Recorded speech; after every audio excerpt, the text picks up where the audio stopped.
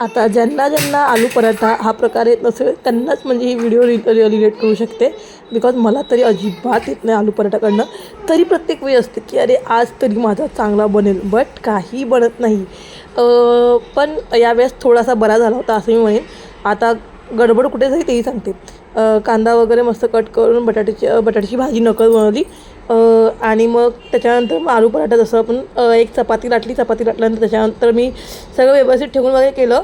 आणि कांदा कापल्या लगेच केले होते 2 ते 3 पराठे. ते व्यवस्थित झाल्या, म्हणजे अजिबात चुकलं नाही, काय नाही, खूप छान झाले. त्याच्यानंतर गडबड झाली. त्याच्यानंतर कांदा ना एक अर्ध्या तासानंतर मी पुन्हा बनवायला घेतले. त्याच्यानंतर कांदा पूर्णपणे त्याला पाणी सुटलं होतं आणि नंतरचे सगळे पराठे बिघडले. आता मी व्हिडिओ करताना स्टार्टिंगला मी जे पराठे केले त्याची व्हिडिओच झाली होती, म्हणजे मला माहितीच नव्हतं की व्हिडिओ चुकून बंद झाली.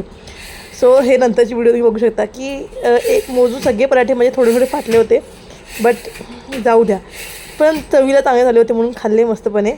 केशवसाठी पण थोडे साधे म्हणजे विदाऊट तिखट न घालता त्याच्यासाठी पण प्लेन बनवले होते. आणि तो नंतरला बघा मी विदाऊट कांदा घालून बनवला ना, तो छान बनला.